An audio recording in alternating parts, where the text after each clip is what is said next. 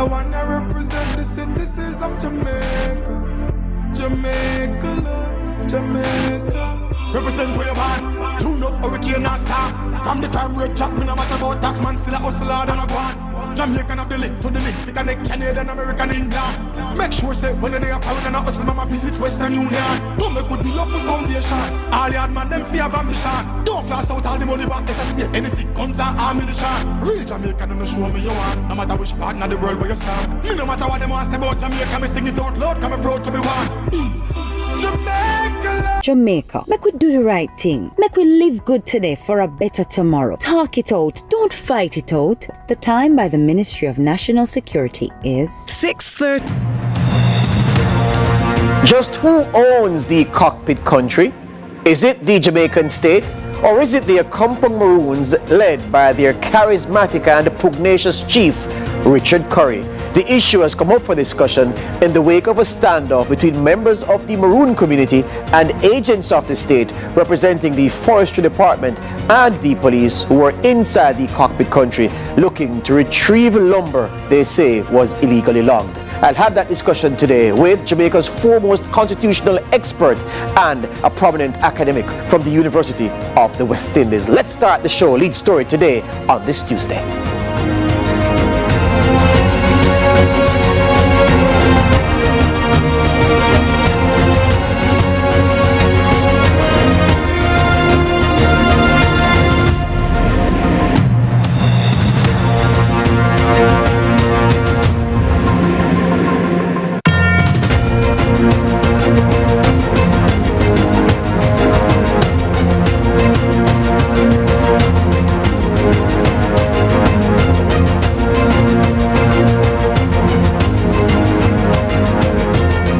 Welcome to Lead Story on this Tuesday. My name is George Davis. I consider myself your personal journalist.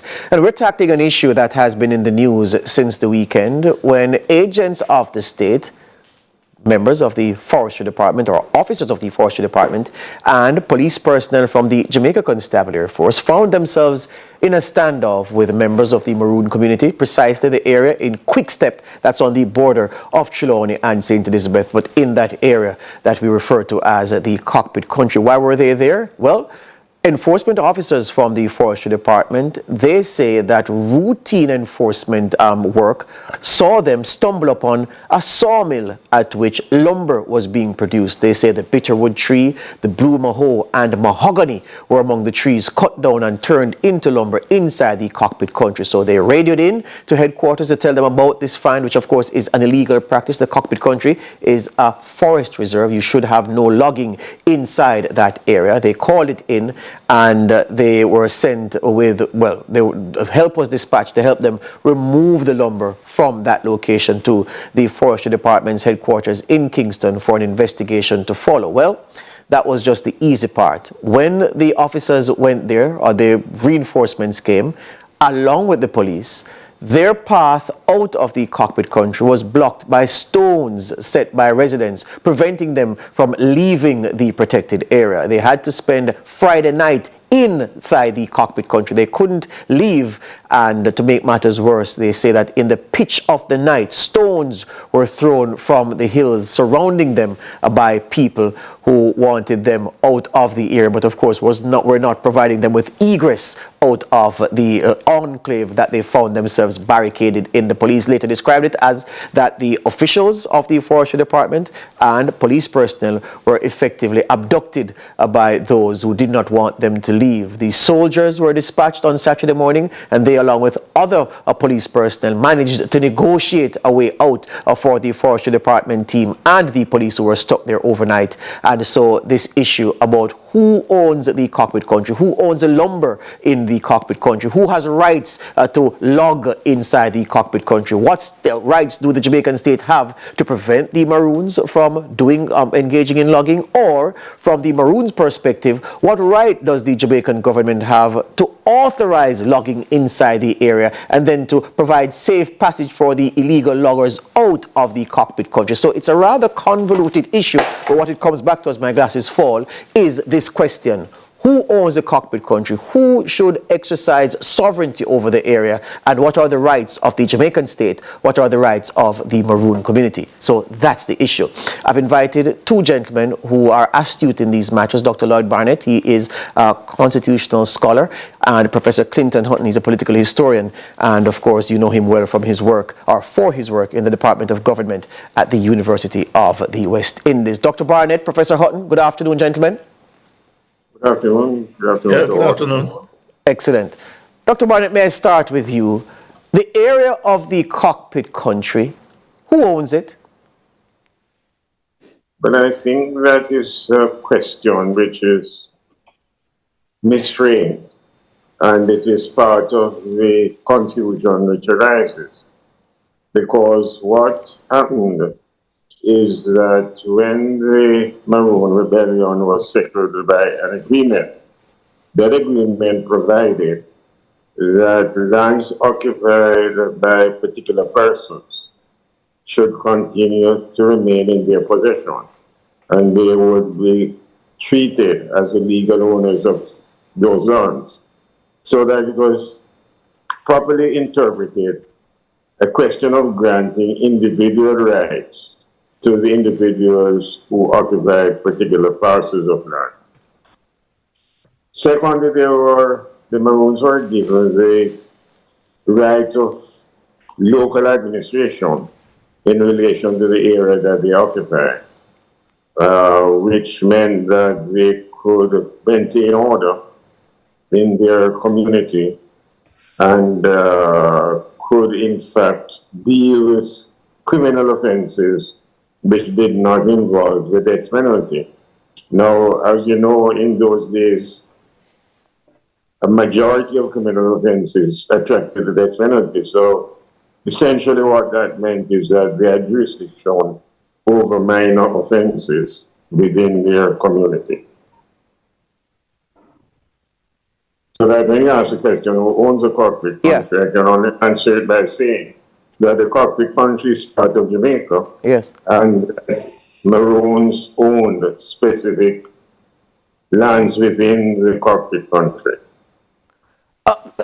Professor Hutton, is there, well, I sense that in this discussion about the cockpit country and sovereignty, there is some confusion, perhaps deliberately so, between ownership of parcels of land or sections of land inside the cockpit country and sovereignty over the entire cockpit country. And I hope you would help us to clear the morass so that we can see the water clearly. So Jamaica is a sovereign state. But Dr. Barnett just spoke to the issue of history. And it's very important that we understand this history, because the issue of land in Jamaica is a history of conflict. The uprising of 1865 was about land, and just about most of the major conflicts in Jamaica are about land and land tenure. We could put, or should put, the issue of the Maroons and land in this category of people who were brought and enslaved for 330 odd years in Jamaica, and after emancipation were deprived of owning land. And there are many means which we can't go into now. So we have to see the conflict within this context. Now, the Maroon Treaty of 1738, 1739, that's what now? Some 285 years ago, gave a number of acres of land in the cockpit country to the Maroons in order for Britain to develop its plantation system. If you read the dispatches military dispatches from the governor and military personnel in Jamaica, they were of the view that they could not defeat the Maroons. And they were the ones who initiated the peace treaty of 1738-1739. Trelawney Town was the center of the resistance, led by Captain Kodjo. And there were two towns, Trelawney Town and Akompong. Yes. Those were the two more. Akompong is actually the brother, the name of Kodjo. the brother of Kodjo, right? Yes. So they delegated or designated 2,500 acres, right? And in addition to that they were permitted, and have been doing so for several hundred years, permitted to have access to land for hunting and other purposes, but up to 3 miles from any white settlement. Yeah, I hear you on that, Professor. But here's the thing now. Did the treaty ever intend to say that the Maroons have sovereignty over the cockpit country, even as the Jamaican state around it is sovereign in another form? In other words, the government of Jamaica has sovereignty over the part of Jamaica that is around the cockpit country, but where the cockpit country itself is concerned, no Jamaican sovereignty extends to that enclave. Sovereignty is the purview exclusively of the Maroons. Did the treaty intend to say just that when it was signed in 1738-39? Jamaica, the Maroon communities are part of Jamaica. That's for sure. But the Maroons have won important autonomy. Here you go, Professor. Those regions. That's the point I'm making. That's the point I'm making, because I want to differentiate between autonomy. And they have had 285 years of autonomy. Of this autonomy. But not sovereignty. But sovereignty is different from autonomy. Now, I want to split the atom. It's neither here nor there for me. But I mean, sovereignty. Yeah. Sovereignty in the sense that Jamaica is a sovereign country. Yes. Since it became an independent nation in 1962. Yes. But that does not, in my estimation, yes, does not obviate this history. Hold the line, the Professor. Practice that took place over these 285 years. Hold the line, Professor and Dr. Brown. I'd have to take the break and come right back. This is Lead Story. We're talking about sovereignty of the cockpit country. Who owns it?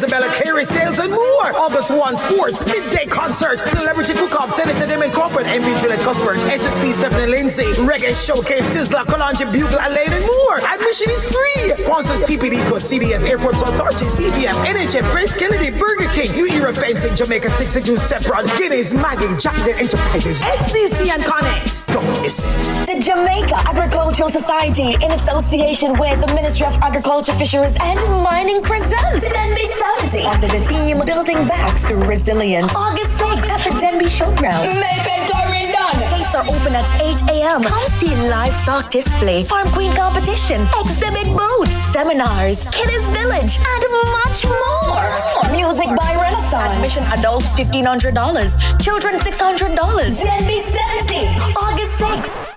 Freedom!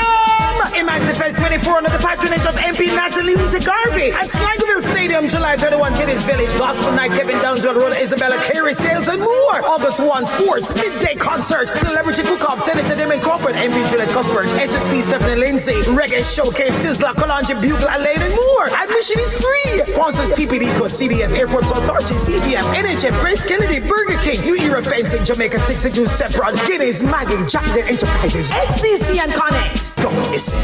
When the food speeds, dance. When the vibe plays. The time by Grace. Taste that moves you is 6:45.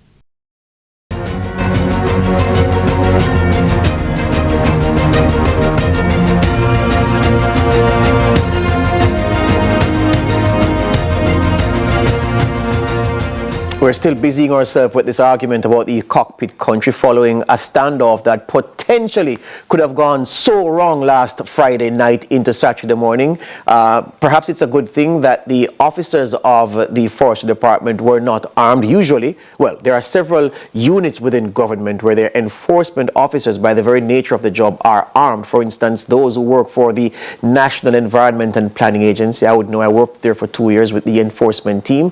Those people are armed given the nature of their jobs. Those who work for the Forestry Department are not armed, and perhaps it's a good job that they aren't, because we could have been talking a far more serious event given what happened last Friday night into Saturday. I'm speaking with Emeritus Professor Clinton Hutton, a retired professor of Caribbean political philosophy, culture and aesthetics at the UWI, and attorney at law and constitutional legal expert, Jamaica's foremost authority on constitutional matters, Dr. Lloyd Barnett. Dr. Barnett, I don't recall the government seeking to interfere with the autonomy that the leaders of the Maroons in and around the cockpit country exert over the people and the lands there. What I see is a rejection of this assertion that the cockpit country is sovereign Maroon territory. And for the benefit of those watching us, Dr. Barnett, including students who are being guided by what yourself and Professor Hutton are saying, can you split the two where autonomy in an area and sovereignty are concerned as it relates to this cockpit country area? Let's use a more easily understood term of saying that they had the powers and rights of local government. In other words, in relation to the area that they occupied, they were authorized to administer those areas. So two things they were given. The right to own land, which when you read the treaty, it suggests that it's land occupied by individuals, so that there would be a collection of lands owned by individuals. And secondly, they were given the right to maintain order in the area that they had occupied. And that, as I indicated earlier, included proceeding against persons for criminal offenses if it did not include the death penalty. But like the owners of the estates who occupied other land, they were subject to the general law of Jamaica. And indeed, the treaty was authorized by the King of England, who authorized the military leaders to enter into the treaty. And because it affected local administration in the days of the early representative form of government, it had to be approved and brought into effect by a law passed by the House of Assembly. In fact, they did something very improper, because a few years afterwards they actually revoked that law. But that apart, the bringing into effect of the treaty was by means of firstly, the agreement which was signed, and secondly, the legislation passed by the House of Assembly. But in that treaty, you can see a clear acceptance of the majestic status of the King of England. So that, like any other owner of land, a maroon, like Yormi, is governed by the normal, ordinary laws of the land, including in this case, and the treaty speaks of it, the rights of access, which the treaty said that they had to give, and free movement, and secondly, the forestry preservation requirements of the Forestry Act that applied and has to be obeyed by all. What we don't know is who cut these trees. Yes. That is a matter that's being investigated. You are correct, Dr. Barnett. We don't know who cut the trees. But if I may ask you, Professor Hutton, Dr. Barnett speaks to the rights of the Maroons to administrate the law within the confines of the cockpit country area. There's the infamous case of Man O'Roe, the Maroon who was taken before the court because he was found in possession of ganja. His defense was that, look, I'm an Akompong Maroon. There is no such law in the place that I live in Akompong, which is a sovereign state. So you can't take me to a Jamaican court and charge me for possession of ganja because of my status as a resident of Akompong, which is a sovereign state. I'm just trying to make it simple for the understanding of those who are watching us. And of course, the court rejected that, setting a precedent, some would say, for the court in Jamaica taking sovereignty over any tribunal or facility to enforce the law inside a compound, also asserting in that act the supremacy of Jamaican law. Why is it that the Maroons have failed to accept that reality given what the Man O'Roe legal decision set down? Well, there are many decisions taken by the court, including a recent one in relation to people's hair, natural hairstyle and school. Yes. That are really unjust. They are unjust, right? And the point I want to make is that we have had a history of enslavement, 468 years of colonial subjection, 330 out of those years of enslavement. The Maroons also enslaved people. Yes, and they were allowed to do so by the British, and it's in the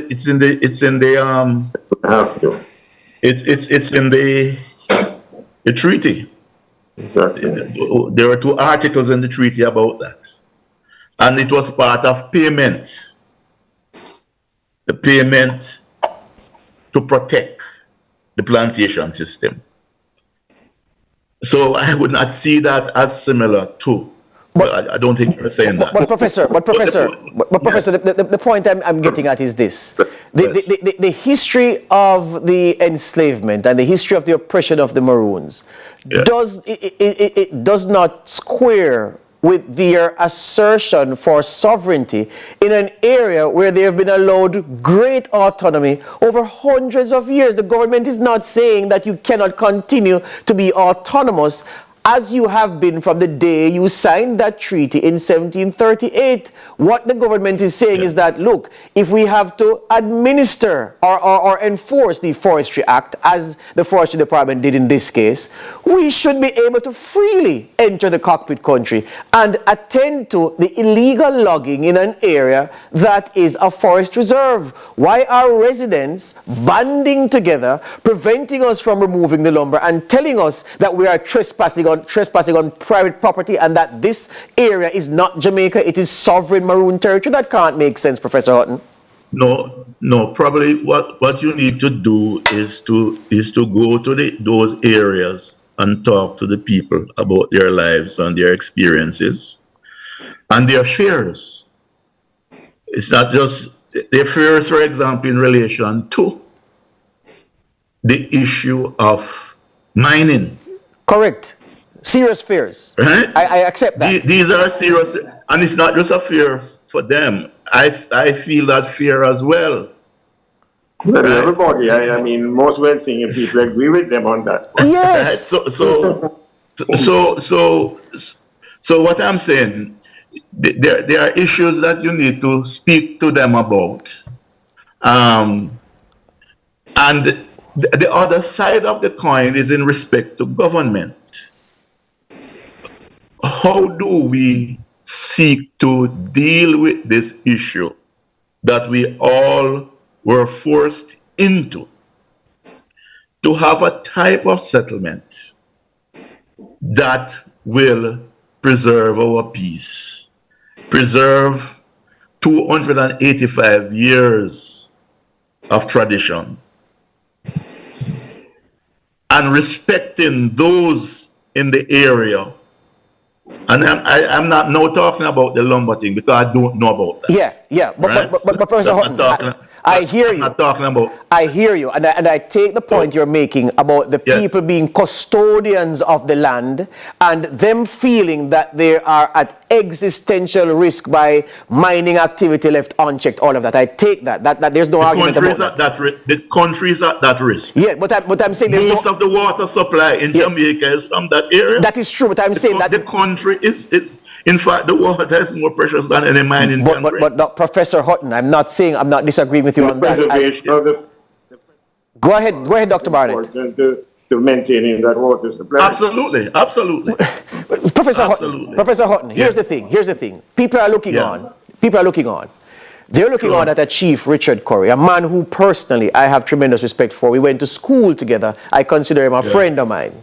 But they're looking and saying, here's a man educated at a Jamaican primary school, a Jamaican high school, Monroe College, a Jamaican university, the University of Technology. He then went to a regional university, the University of the West Indies, spent 15 years in corporate Jamaica, becomes the Maroon chief. Suddenly he's telling us that the area of the cockpit country is so sovereign that if the Jamaican state wants to enter to administer or enforce any law, they have to ask permission, and they can be prevented from coming there if he doesn't feel like admitting them, and that Jamaica and the cockpit country are two distinct states. That's what people can't reconcile, Professor Hutton. Well, you have got my views on that in relation to Jamaica being sovereign, but we have